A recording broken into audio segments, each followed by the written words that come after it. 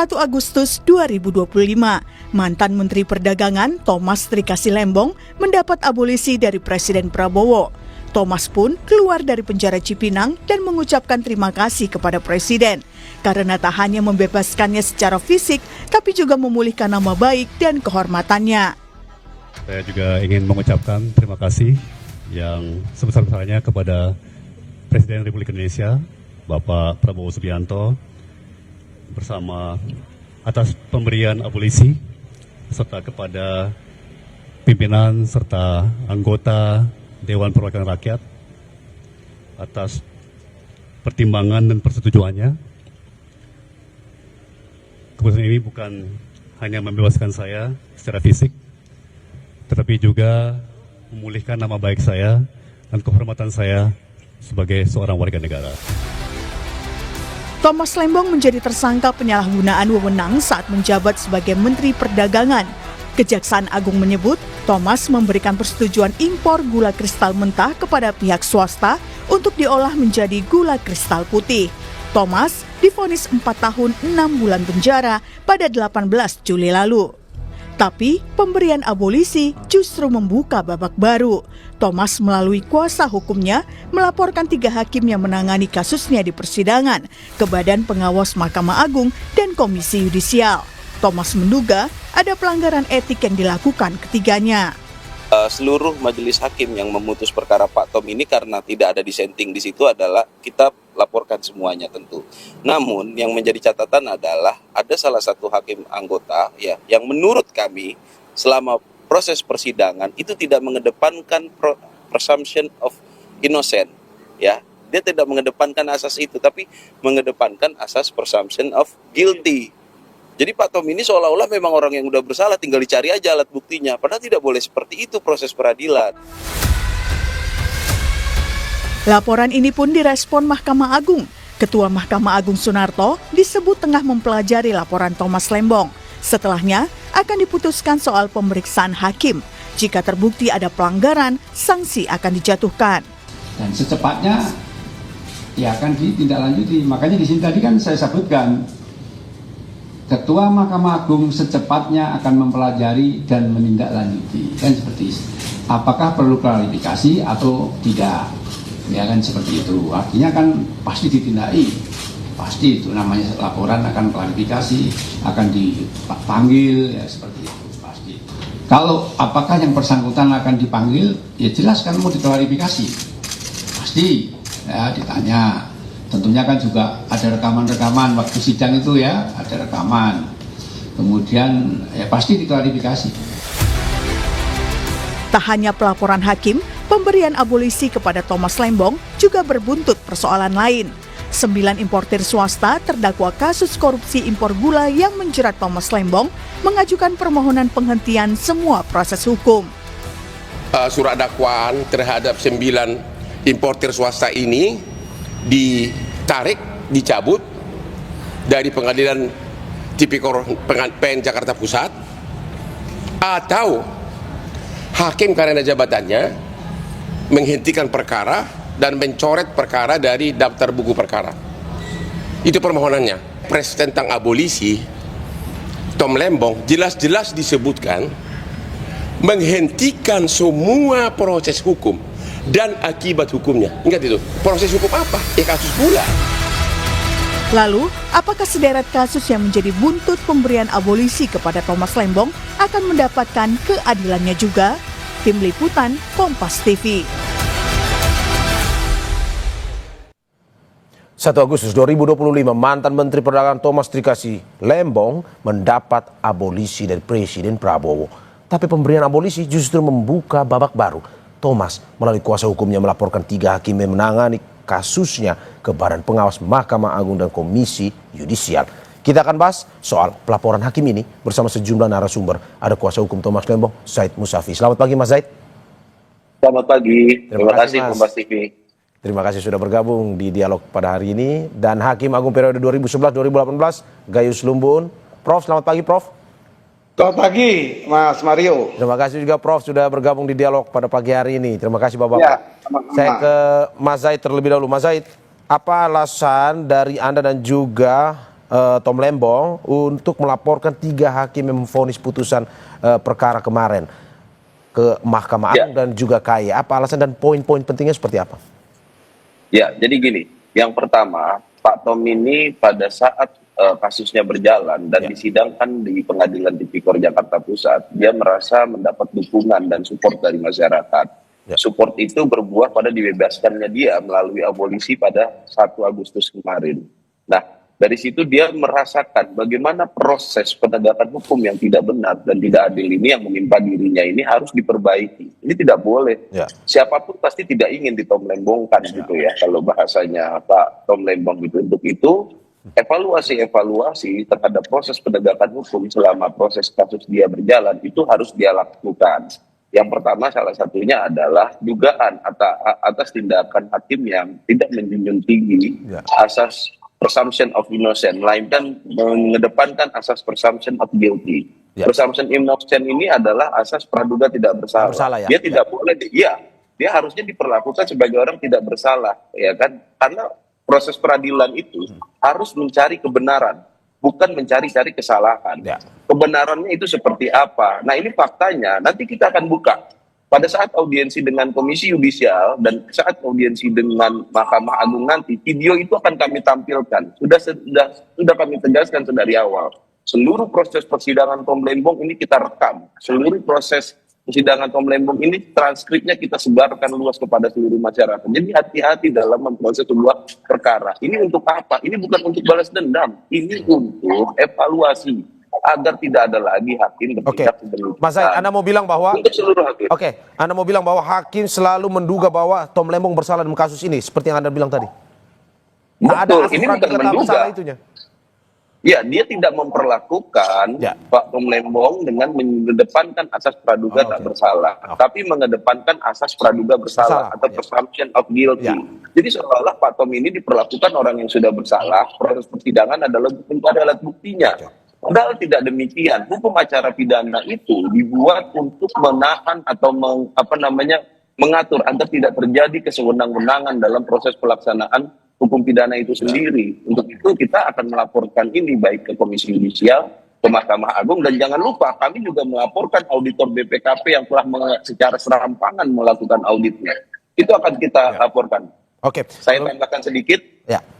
Pak Tom Lembong itu basicnya adalah perbankan ya. Dia orang banking dan dia sangat teliti sekali soal audit ya. Jadi akan kita bongkar habis-habisan di ombudsman nanti terkait audit BPKP ini. Itu juga menjadi salah satu laporan ya, audit BPKP itu. Betul. Mas Zaid, sebelum saya ke Prof. Gayus, apa sebenarnya ingin dibuktikan dari laporan ini? Apakah ingin memperlihatkan bahwa vonis ini bersalah atau sebenarnya ingin mengatakan bahwa Tom Lembong tidak bersalah sebenarnya, atau Tom Lembong sudah mengikuti proses ini secara benar sebenarnya? Apa yang sebenarnya mau ditunjukkan dari laporan ke MA ini? Begini, bersalah atau tidak bersalah itu ranahnya pada pokok perkara. Artinya kalau pada tingkat pertama kita tidak setuju, dia dinyatakan bersalah, maka kita harus banding, ya.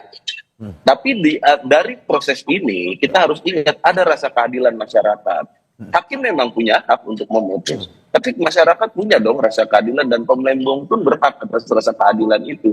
Kenapa putusan ini tidak didasarkan kepada suatu fakta-fakta yang memang seharusnya jadi pertimbangan hakim? Contoh simpel, kenapa pada saat keterangan dari Inkopkar ataupun Inkopol itu menyatakan bahwasannya ini adalah perintah presiden, tidak ditindaklanjuti dengan mengklarifikasi ini kepada presiden dari proses penyidikan bahkan pada saat pemeriksaan di pengadilan.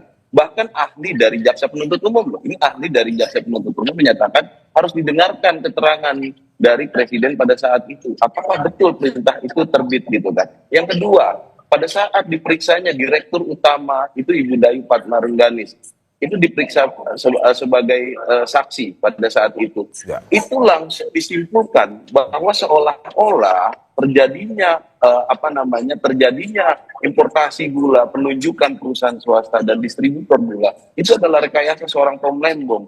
Loh, ini hakim nggak boleh dong berstatement kayak gini di sidang.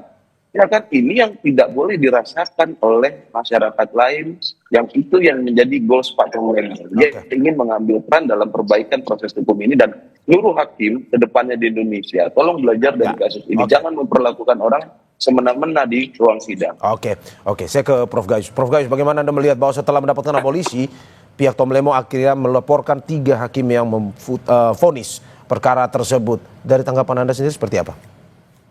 Dalam konteks perilaku hakim tentunya itu dibolehkan ya. Jadi artinya karena status posisi yang diturunkan oleh Presiden dengan abolisinya, artinya menghentikan semua proses hukum, tidak boleh lagi menyangkut apa-apa yang berkaitan dengan hukum yang diproses. Jadi kalau di luar itu etika, ya perilaku hakim, kemudian hal menyangkut hakim tidak profesional, itu dibolehkan untuk dipersoalkan. Jadi itu bisa nanti dibentuk seperti keterangan Mahkamah Agung. Silakan memberikan hal-hal yang berkaitan dengan perilaku hakim. Ya 3 orang itu dipersoalkan, ya itu memang hak dan dibolehkan untuk menilai tentang itu. Oke, Prof, berarti soal etika saja, bukan soal putusan, bukan soal hal-hal materi sidang, bukan ya? Tentu, karena abolisi kan bersifat menghentikan proses hukum. Keadilan itu dihentikan, itu sudah tidak boleh lagi dilakukan atau tidak. Kalau diterima abolisi ini maka tidak boleh melakukan. Tetapi kalau memang mengarah kepada pokok perkara atau keadilan yang ada, itu bukan di sini tempatnya, bukan di pengaduan ini. Oke, Prof, bagaimana sebenarnya kita menjelaskan proses jika pada akhirnya ada masukan laporan seperti ini ke MA ataupun KY terkait dengan kode etik ini? Akan diterima seperti apa prosesnya oleh MA? Saya pernah menjadi hakim MKH ya, Majelis Hakim Kehormatan Hakim, itu memang memproses hal seperti ini. Hal ini juga yang terberat adalah memberhentikan hakim, tetapi sama sekali tidak menyangkut apa yang dia putuskan sebagai keadilan yang dilakukan di pengadilan, tapi perilaku yang melanggar kode etik, mengabaikan prosedur hukum, itu yang akan diproses. Oke, bagaimana caranya kita membuktikan bahwa karena ini terkait dengan kode etik, ada mungkin saja seperti yang dituduhkan oleh kuasa hukum Tom Lembong bahwa ada pelanggaran kode etik yang terjadi. Apakah mungkin 3 hakim yang dilaporkan ini dipanggil untuk diperiksa atau diwawancara atau diinvestigasi ulang, atau bagaimana sebenarnya proses pencarian kebenarannya? Iya, dipanggil ketiganya. Ya. Kemudian biasanya kalau bukan KPN-nya pun diminta untuk berketerangan terhadap perkara ini sehingga berkembang di masyarakat dengan luas dan mengganggu pencitraan pada pengadilan dan hakim. Ini tentu perlu ditegakkan kehormatan hakim, profesionalnya hakim di pengadilan. Kalau dia dinyatakan bersalah, ada 3 tingkatan: teguran ringan, kemudian ada penurunan pangkat hakim, dan seterusnya sampai dengan maksimal atau pemberhentian sebagai hakim. Oke, berarti sanksi pada akhirnya jika memang apa yang dituduhkan ini benar, paling berat itu tadi pemberhentian ya Prof, bukan dalam arti bahwa itu paling berat. Oke, bukan berarti bahwa terkait dengan materi sidang ataupun vonisnya, tidak ya? Tidak sama sekali, karena kita tidak menyentuh itu, apalagi ini itu sudah dihentikan ya. Kalaupun bukan soal pengendalian abolisi, juga kalau menyentuh hal-hal keadilan diputuskan, itu bukan wilayah dari Majelis Kehormatan Hakim. Oke, kalau dalam kasus Tom Lembong ini, Prof, kalau memang terbukti melanggar kode etik, apa sebenarnya sanksi yang mungkin saja bisa diberikan? Ya tergantung efeknya, ya. Tergantung akibat yang ditimbulkan. Tapi ini memang cukup berat karena publik bergolak, dan tentunya ini menyangkut satu perilaku hakim yang perlu diperiksa memang. Oke, kalau secara umum Prof, melihat persidangan kemarin sehingga sampai saat ini yang dilakukan oleh Tom Lembong, menurut Anda apakah betul dari pengamatan Anda, Prof, sebagai mantan hakim, apakah memang ada analisis pelanggaran kode etik di situ? Kalau seorang presiden sudah menghentikan sebuah proses hukum, artinya itu ada sesuatu yang berdampak pada masyarakat. Dalam hal ini paling tidak keterangan menteri yang lalu mengatakan untuk stabilitas, untuk melakukan konsiliasi pada masyarakat. Jadi ini memang satu hal yang perlu mendapat perhatian tentang apa yang telah dilakukan secara perorangan hakim itu sebagai perilaku, apakah hakim dinilai tidak profesional, itu saja pokoknya. Oke, Prof. Jalan tugasnya sebagai hakim. Oke, dampaknya ke masyarakat ini apakah karena Thomas Lembongnya ataukah karena hakimnya sebenarnya? Pertanyaan. Bisa dibaca dua arah. Dicuatkan ini Presiden memberikan ancaman atau peringatan kepada pengadilan agar hakim-hakim lebih tertib. Tapi pendapat yang lain kan juga kepada masyarakat, seolah-olah dihentikan karena masyarakat jangan ikut-ikutan rame-rame, kemudian setiap hari membahas sehingga terjadi instabilitas nasional juga. Jadi ini memang dua sisi, dua mata pedang ini sebenarnya.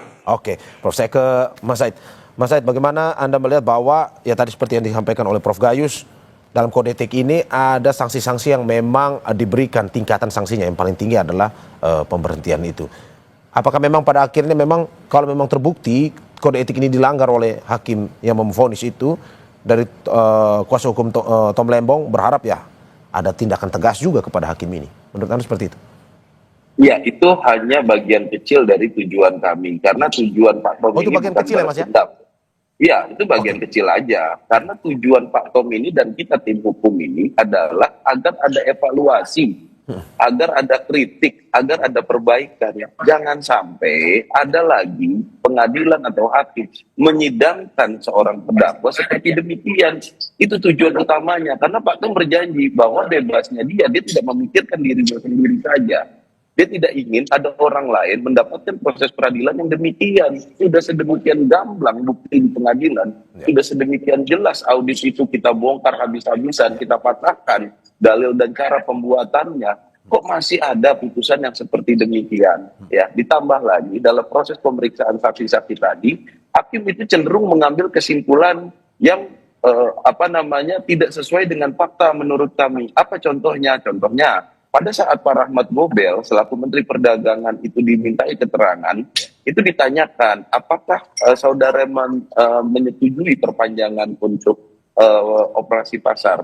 Saya baru 2 minggu surat itu masuk, saya sudah diganti, sudah diresapel. Tapi kesimpulannya oleh hakim anggota yang bernama Alvis ini, itu dibilang, oh Pak Rahmat Gobel nggak mau memperpanjang, kenapa Pak Tom Lembong memanjangkan operasi pasar? Nah ini kan kesimpulan-kesimpulan yang kesimpulan-kesimpulan yang tidak benar gitu ya berdasarkan fakta persidangan ini yang kita adukan. Efek yang kita inginkan bukan sebatas terhadap ketiga majelis hakim itu. Kita tahu kok hukuman maksimal ketiga itu apa. Tapi ini agar jadi perhatian seluruh hakim di Indonesia. Jangan dong menyidangkan orang dengan seperti demikian. Karena rasanya menjadi terdakwa dengan tuduhan seperti yang dialami Pak Tom Lembong, yang sampai pada putusan itu bisa dibuktikan tidak ada niat jahat dan tidak ada satu rupiah pun dia terima baik secara langsung ataupun tidak langsung, itu tidak enak. Saya yakin tidak semua pejabat tidak mau diperlakukan seperti Pak Tom Lembong ini. Oke. Dan bagaimana misalkan akhirnya terbukti bahwa memang ada pelanggaran kode etik itu? Apakah dari pihak Tom Lembong meminta ada permintaan maaf ataupun secara terbuka kepada Tom Lembong atau bagaimana sebenarnya? Gini, tolong sekali lagi kami tegaskan jangan menjadikan laporan Pak Tom ini bersifat personal. Diperlukan permintaan maaf terhadap Pak Tom atau ini apa segala macam. Sekalipun kalau ketiga hakim itu minta maaf, saya yakin orang sekelas Pak Tom Lembong pasti memaafkan gitu kan. Tapi bukan itu goalsnya. Goalsnya adalah tolong Mahkamah Agung mengkoreksi, tolong Mahkamah Agung mengevaluasi, tolong seluruh hakim di Indonesia, mari sidangkan perkara dengan baik dan benar. Gitu. Pak Tom ini tidak ingin ada masyarakat yang mengalami hal yang dialami oleh dirinya. Itu goals utamanya gitu. Tapi kalau dia minta maaf, katakanlah setelah diputus bersalah dalam sidang etik nanti, ya saya rasa Pak Tom dengan sangat inilah untuk memaafkan. Oke, Mas Said. Saya ke Prof Gayus. Prof Gayus, kita lihat terkait dengan vonis putusannya itu. Bagaimana Anda melihat bahwa putusan mengatakan Tom Lembong bersalah, tetapi selama ini mengatakan bahwa Tom Lembong sama sekali tidak menerima keuntungan apapun dari kasus tersebut. Bagaimana Anda menanggapinya? Tetapi sebelum Anda tanggapi, Prof, sebelum Anda tanggapi kita saksikan jeda berikut.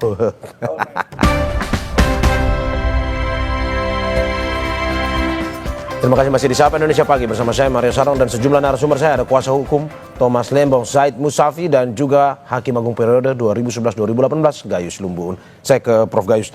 Prof. Gayus, bagaimana Anda melihat bahwa vonis tetap bersalah bagi Tom Lembong, tetapi Tom Lembong mengatakan bahwa tidak ada keuntungan yang dia terima sama sekali. Menurut Anda seperti apa? Ya, itu tentu masalah materi, yaitu masalah keadilan yang diproses di pengadilan. Tetapi yang diajukan pelaporan itu mengenai perilaku. Perilaku adalah orang per orang ya. Dan mengenai sistem bagaimana pengadilan kan bukan wilayah dari Majelis Hakim Kehormatan atau Majelis Kehormatan Hakim ya. Majelis ini hanya memeriksa perilaku, yang lain ada mekanisme lain, ada wadah lain tentang sistem pengadilan yang perlu dirubah, itu kan bukan di sini tempatnya. Jadi bagi saya, kalau ini diajukan tentu diterima, apapun yang disampaikan akan ditelaah, sehingga nanti menjadi satu produk perilaku. Apakah hakim ini sudah melakukan atau sudah secara profesional mengadili perkara ini. Jadi tentu tidak meluas bahwa ini akan merubah pengadilan, itu ada wadahnya untuk mempersoalkan, membangun, memperbaiki. Itu bahkan kita punya blueprint ya, ketika saya di Mahkamah Agung itu 30 tahun Pak Bagirmanan itu ingin menjadi court excellence. Jadi memang berbagai hal perlu dipikirkan untuk negara ini, tapi tentu masing-masing porsi yang akan melakukan proses itu berbeda-beda. Oke, termasuk juga mempertimbangkan bahwa selama ini yang kita dengar terkait dengan niat jahat atau mens reanya, dalam arti bahwa Tom tidak menerima sehingga mungkin saja tidak terbukti adanya mens reanya. Menurut Anda seperti itu bisa juga masuk dalam pokok laporan itu yang akan diperiksa? Mens rea itu kan satu hal yang diharapkan untuk bisa memberikan pandangan seperti itu. Mens rea dan actus reus ya, itu harus sejajar. Artinya tidak punya niat tapi juga tidak pelanggaran apapun. Nah, itu kira-kira pasangan secara umum dipandang seperti itu. Sehingga mens rea ini diatur juga di Undang-Undang KUHP ini. Ya, kalau kita perhatikan pasal 44 itu tegas ya, yang dimaafkan dan yang dibenarkan. Itu harus melengkapi atau itu bagian dari satu kelengkapan dari mens rea. Mens rea harus tidak dipandang bisa dimaafkan atau bisa dibenarkan. Jadi tidak mens rea berdiri karena siapa bisa baca hati orang. Hati orang itu disandingin ya dengan satu pasangannya ya. Kalau orang menabrak orang mati, misalnya tercacat seumur hidup, itu diukurnya adalah itu. Dia tidak punya niat untuk membunuh melalui kecelakaan ini, tetapi dia lalai. Ya itu bukan bagian dari mens rea, itu sandingan ya, sehingga dia dihukum juga ya, seperti itu ternyata. Jadi hal-hal seperti itu mesti dengan baik-baik kita pahami. Mens rea tidak berdiri sendiri. Mens rea harus dengan actus reus dinilai sebanding keduanya, tidak bisa dipisahkan.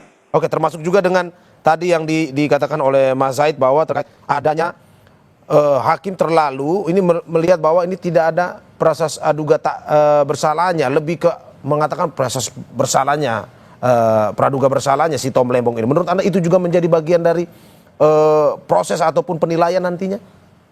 Kalau itu sebagai bagian ya tentunya akan dibahas, akan disidangkan oleh Majelis Kehormatan Hakim. Kalau itu dicuatkan, apapun boleh saja dilaporkan, nanti MKH akan menilai secara seimbang ya. Belum tentu juga Pak hakim-hakim ini akan minta maaf ke Pak Lembong, juga bisa sebaliknya kan, atau tidak sama sekali, dua-duanya tidak masalah. Itu putusannya berbeda ya. Itu bukan konteks kami, bukan ketika saya di Mahkamah Agung ya, bukan konteks kami ketika itu di sana itu mempersoalkan hal seperti itu. Kami yang memutuskan saja apakah laporan ini betul diperiksa dengan baik. Kalau betul ada tadi tingkatan-tingkatan sanksi sampai dengan pemberhentian kalau berat ya. Kalau berat itu ada berdampak seperti itu akibat perbuatan personal, bukan sebagai hakim yang memutus perkara. Oke. Mas Zaid, saya ke Mas Zaid. Mas Zaid, bagaimana Anda melihat bahwa ini ada tadi tidak ada niat jahat, Pak Tom tidak menerima apapun, tapi mungkin saja ada proses-proses yang memang dinilai hakim mungkin melanggar, pada akhirnya divonis seperti itu. Menurut Anda itu yang ingin Anda menjadikan pokok nantinya, atau mempertanyakan kode etik dari hakim itu, atau seperti apa sebenarnya? Dari pernyataan, halo Mas Zaid? Halo, halo. Oke, bisa didengar ya? Halo, udah Oke. masuk, Pak. Oke, silakan Mas. Oke. Ya. Yang pertama tentu pokok perkara dengan pengaduan ini dua hal yang berbeda. Berbeda, ya. Tetapi pengaduan ini didasarkan pada perjalanan pokok perkara itu sendiri. Ya. Ya kan? Nah, tadi udah saya sebutkan contoh-contohnya. Gitu kan? Nah, contoh lagi, pada saat kita mengajukan memori banding, kita masukkan memori banding. Sebelum berkas banding itu dikirim ke pengadilan tinggi, itu kita melakukan proses pemeriksaan berkas yang namanya insahe. Kita mau cek apakah betul dikatakan ada pertemuan-pertemuan yang dilakukan oleh Tom Lembong. Yang ini jadi bukti dari niat jahat. Kalau tadi disinggung bahwasanya mens rea itu harus ada tindakannya, betul, bisa dilihat dari tindakannya. Tapi faktanya tindakan tersebut juga tidak ada. Nah, bagaimana hakim bisa mengambil pertimbangan yang tidak benar? Makanya kita cek pada saat proses berkas itu diperiksa di proses indaga di pengadilan negeri kemarin. Pada saat kita cek, itu ternyata didasarkan pada BAP. Bukan berdasarkan pada fakta persidangan. Fakta persidangan semua kompak, baik dari pihak swasta, dari pihak dari pihak Dirjen ya, Gusti Agustin hari itu menyatakan memang Pak Tom tidak pernah bertemu ataupun berkomunikasi baik langsung ataupun tidak langsung Dengan perusahaan-perusahaan itu ya? Iya, penunjukan 8 perusahaan swasta itu adalah daftar termasuk dalam perusahaan yang namanya sudah masuk di daftar list yang dibuat oleh Pak Rahmat Gobel pada bulan Mei 2015-nya. Itu dalam konteks pokok perkaranya. Tapi pertimbangan ini, cara membuat pertimbangan yang tidak didasarkan oleh fakta pengadilan, melainkan didasarkan pada fakta BAP, ini yang kita sayangkan. Kok bisa gitu loh, mengambil ini masih dari BAP? Kalau gitu kita nggak usah bersidang dong. Ya. Langsung aja setelah BAP, putuskan aja Pak Tom ini bersalah gitu. Ya. Nah, kita fungsinya proses persidangan disitulah diklarifikasi. Sesuai dengan pasal 185 KUHP itu kan bukti yang didengarkan, bukti keterangan saksi yang digunakan adalah keterangan saksi yang didengarkan di ruang sidang, bukan yang di BAP. Ya. Gitu. Ini yang kita sayangkan dari perilaku dan profesionalitas hakim, ya kan, khususnya hakim anggota yang bernama Pak Alkis itu, ini yang kita adukan. Nanti pada saat paparan, seperti sudah saya sampaikan sebelumnya, pada saat audiensi nanti akan kita tampilkan semua video ini. Kami buktinya lengkap, nggak main-main kami ini dalam membuat laporan. Mas, termasuk apakah mungkin saja seperti Anda bilang, ada dugaan politis dalam putusan ini, termasuk itu juga yang mempengaruhi kode etik, atau gimana sebenarnya menurut Anda? Saya nggak punya parameter untuk menilai ini adalah politis atau tidak, ya kan. Tapi dalam ilmu hukum, kebijakan politik dan keputusan hukum itu adalah dua hal yang selalu berkelindan. Jadi satu sama lain sulit dipisahkan. Oke. Berarti maksud Anda seperti yang Anda mau bilang bahwa mungkin saja ada pengaruh politisnya dalam putusan ini. Itu yang Anda mau bilang. Kalau kita pernah belajar sama Prof. Mahfud itu kan dalam politik hukum itu dua hal yang selalu berkelindan, Mas. Rasanya seperti itulah. Oke, Mas Zaid. Saya ke Prof. Gayus. Prof. Gayus, bagaimana Anda melihat seperti apa yang disampaikan tadi, bahwa memang betul ada desakan-desakan bahwa ini ada hubungan politisnya dengan Tom Lembong dan segala macam, sehingga ini beliau tidak diterima, tetapi vonis bersalah. Menurut Anda, apakah mungkin saja hakim juga memutuskan sesuatu, ada unsur atau dipengaruhi oleh unsur-unsur politis, atau bagaimana, Prof? Ya tentu kalau ini bagian dari laporan, ya tentu masukkan saja, nanti kan ada pemilahan tadi. Tapi bagi saya, apa yang diajukan ini saya maknai dengan ini perilaku hakim. Ya. Tadi masuk sedikit ke pokok perkara tidak masalah, bagaimana hakim melihat BAP ini tadi disampaikan ya, saya melakukan itu ya ketika dari PNPT itu diputus tidak membaca BAP. Karena apa? Karena saya ingin tahu kenapa orang dihukum 7 tahun karena narkoba. Ternyata penggunaan narkoba di BAP itu dipersoalkan, dia menggunakan dokter pribadi yang menyarankan untuk penggunaan itu karena yang bersangkutan pernah mempunyai suasana kerja yang tegang ya, misalnya yang bersangkutan ini pernah mendapat setelan sana ya, ada 2, Timur dan Aceh misalnya, sehingga dia patut menggunakan sesuatu obat.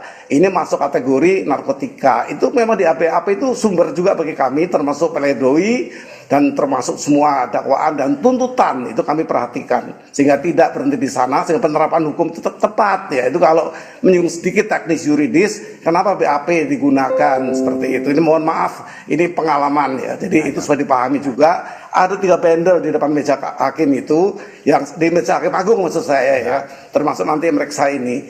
Itu bendel-bendel itu menunjukkan memang masing-masing keperluan untuk menjatuhkan yang adil. Ternyata ditemukan ada seorang dokter pribadi yang memang meminta menggunakan itu. Ini hanya misal saja. Ini di luar konteks kita. Tapi ini hanya pengalaman yang perlu saya sampaikan ke publik. Oke, Prof. Gayus, bahwa Anda mau bilang bahwa sebenarnya memang ada banyak mungkin saja yang tidak hanya politis ya, tapi mungkin ada banyak-banyak unsur yang bisa mempengaruhi putusan seorang hakim ya. Tentu bisa, karena hakim ini memutus melalui tiga hal ya, atau 3 pintu untuk memutuskan keadilan itu. Pertama, bagaimana hakim memandang secara logika. Kedua, secara keyakinan hakim, secara pribadi hakim. Ketiga, yaitu secara yuridis atau undang-undang yang mengatur. 3 hal itu saja, sangat simpel sebenarnya untuk hakim memutus, tapi lengkap ya, simpel tapi lengkap, seperti itu. Oke, dan apakah memang mungkin saja dari proses di laporan di MA dan juga KY ini akan melihat apa saja yang mempengaruhi putusan dari hakim ini? Apakah itu juga tentu mencari? Oh gitu ya. Secara pribadi, secara personal, hakim personal ini perilaku. Saya harus mengingatkan bahwa ini menyangkut kelayakan, kepatutan perilaku hakim-hakim yang diadukan. Ya. Bukan putusannya atau bukan pertimbangan hukumnya. Oke, termasuk kalau misalkan kita menemukan ada unsur politisnya, apakah itu juga salah satu yang bisa disanksi berat, Prof? Kalau misalnya ditemukan, kalau politis teknis ya, politis itu ada 2 ya, ada etis, ada teknis ya. Kalau teknisnya masuk, tentu dia akan dipersoalkan. Kenapa kamu memasukkan teknis politik yang bukan wilayah hukum? Tentunya bukan wilayah hak hakim mempertimbangkan politik. Ya, tentu hakim akan ditanya nanti apa pertimbangan Anda memasukkan atau mendengarkan atau mematuhi, itu nanti akan dipersoalkan. Oke, berarti semuanya akan dicari ya terkait dengan kode etik dan juga apa yang mempengaruhi putusan ini dilakukan ya, Prof ya. Ya. Oke, saya ke Mas Said. Mas Said, apa sebenarnya bukti-bukti apa saja yang Anda bawa ke KY dan juga ini kalau tidak salah di auditor ya BPKP, Anda juga melaporkan terkait dengan putusan ini. Apa bukti pendukung Anda yang ini Anda bawakan untuk meratakan bahwa kode etik dari hakim yang memutus ini bersalah, pun juga auditor ini yang melakukan audit juga tidak sesuai dengan proses saat itu? Yang pertama, untuk pengaduan pelanggaran kode etik, tentu yang untuk mempermudah kita akan membackup-nya dengan bukti video, ya kan, dan bukti audio juga dengan bukti transkrip persidangan. Ya, nah dalam konteks pertimbangan, saya tidak membicarakan pokok perkara yang dipertimbangkan, tapi cara membuat pertimbangannya yang tidak sesuai dengan fakta persidangan ini harus dikoreksi, gitu loh. Ini kan menyangkut tentang profesionalitas, gitu kan. Nah, bagaimana bisa kalau memang dia mengedepankan asas presumption of innocent, dia tidak akan menggunakan subjektivitasnya pada saat memeriksa untuk suatu perkara, untuk mendalami suatu pokok perkara. Dia tidak akan menggunakan subjektivitas itu, tapi adalah objektivitas yang terbukti di ruang sidang. Itu yang akan dia gunakan. Tapi karena menggunakannya adalah presumption of guilty, makanya kita bisa sampai menemukan bahwa yang menjadi pertimbangan adalah hal yang didasarkan pada BAP menurut kita. Makanya nanti kita buktikan dalam laporan, gitu loh. Kami kan tidak ingin berkoar-koar di media, banyak bicara di media, tapi tidak membuat suatu langkah hukum. Kita membuat langkah hukum, kita kasih buktinya. Ya kan, ayo silakan instrumen hukum memprosesnya. Seperti apa evaluasi dan kritik terhadap proses yang sudah berjalan kemarin. Itu dalam konteks laporan dugaan ke MA dan ataupun ke KY. Dalam konteks auditor, kita mengkritik. Nah, apa buktinya? Itu adalah counter audit. Itu sudah kita paparkan di ruang sidang. Bagaimana bisa pembuatan audit itu seperti, itu sangat kita sayangkan lah profesionalitasnya. Contoh gini. Audit itu kan harusnya ada suatu fakta, ada dasar hukum, ada analisa, akhirnya melahirkan kausalitas kerugian keuangan negara. Ini tidak. Ini cuma fakta didasarkan pada hasil penyelidikan dan penyidikan, langsung perbuatan melawan hukumnya tanpa ada analisa, langsung perhitungan kerugian keuangan negaranya. Kerugian. Iya, ketika kita tanya apa dasarnya kok tahu-tahu ada fakta seperti ini, berdasarkan peraturan ini kok disimpulkan dia melakukan perbuatan melawan hukum, itu ada kertas kerja kita nggak dikasih pada saat proses persidangan. Nah, itu kan kita sayangkan. Terus yang kedua, apakah hasil audit ini diupdate isi keterangannya pada saat proses penyidikan sama pada proses persidangan? Kan enggak. Ya. Ini masih menggunakan fakta sesuai dengan proses penyidikan. Ya. Nah, itu pun juga salah. Nah, kesalahan fatal yang ketiga adalah cara mencantumkan laporan keuangan atau cara menuangkan laporan keuangan. Importasi gula itu pembeliannya itu menggunakan kurs USD. Kalau nggak salah hari itu 13.100 sampai 13.500. Ya. Artinya ada angka pengali dalam audit. Ketika timbul 500 miliar sekian kerugian keuangan negara, ada dasar angka pengalinya. Nah, angka pengali yang dituangkan dalam audit ini adalah angka kode barang, bukan angka dari NDPBM atau nilai kurs rupiah pada saat itu. Tapi hasilnya itu kok jadi nilai yang sama. Jadi gini, $1 itu 13.000 sekian, ya kan? Timbullah keuangan 500 miliar sekian. Dalam salah satu kolomnya itu pengalinya bukan 13.000, tapi 1,7 miliar sekian. Karena sebenarnya itu bukan angka rupiah, itu angka kode barang. Ya. Karena ditaruhnya di kolom rupiah, kok bisa hasilnya sama. Ini hasil audit yang akan kita bongkar salah satunya nanti di Ombudsman. Oke Mas, tapi tujuannya sama ya, dalam arti sama seperti laporan ke MA dan KY ya, dalam arti untuk memperbaiki ini proses persidangan. Betul. Seperti itu gini, ya, Mas? Lembaga BPKP ini bukan institusi sembarangan. Ini institusi audit yang dibiayai oleh negara untuk melakukan audit agar negara berjalan dalam konteks keuangan itu secara baik dan benar. Tapi ketika produknya ada yang seperti ini, dan ini berakibat pada hilangnya kemerdekaan seseorang, ini harus dievaluasi. Gitu, jangan-jangan kerugian keuangan negara ini adalah tindakan auditor yang melakukan audit tidak baik dan benar. Jadi negara rugi, harus menggaji mereka. Ini kan harus dievaluasi. Kita nggak boleh menuduh tentunya kan, tapi kan harus dievaluasi. Ya. Mengutip pernyataan Pak Tom Lembong, jangan ada Tom Lembong lainnya itu ya. Prof Gayus, bagaimana Anda melihat bahwa tidak boleh ada Tom Lembong lainnya kalau dari perspektif dari Tom Lembong sendiri? Bahwa mungkin harus ada belum diputuskan terkait dengan kode etik ini di MA atau KY, tetapi bagaimana Anda melihat harus ke depan memperhatikan kode etik dari hakim di pengadilan terkait dengan proses pengadilan itu sendiri yang lebih baik lagi ke depan. Bagaimana Prof? Kalau masalah itu sudah lama, ketika saya di MA pun demikian, sehingga terbit buku biru namanya, itu jangka waktunya 25 tahun sejak 2010 ya. Itu ketua MA-nya masih Pak Pakirmanan. Dia menggagas ini, memperbaiki kinerja MA dan jajarannya. Waktunya pun cukup panjang sehingga menjadi court yang excellent yang diharapkan oleh masyarakat tadi. Itu wadahnya di situ dan mekanismenya tentu ada untuk itu. Tapi kalau teknis yuridis saya pikir sudah berhentilah karena sudah ada abolisi yang diberikan dengan baik, dengan tujuan yang baik. Tapi sah saja untuk personal yang dipersoalkan, pelanggaran-pelanggarannya, tidak personalitas yang digunakan, itu semua diadukan saja, nanti di pengaduan itu akan diproses sesuai dengan apa yang nanti ditemukan. Oke, ya, kita harapkan dengan laporan seperti ini dapat berjalan lancar ya Mas Said, Prof Gayus, terima kasih juga untuk apa yang disampaikan. Ya, terima kasih atas apa yang disampaikan kuasa hukum Thomas Lembong, Zaid Musafi, dan juga Hakim Agung 2011-2018 Gayus Lumbun. Terima kasih Bapak-Bapak atas apa yang disampaikan. Sehat-sehat selalu.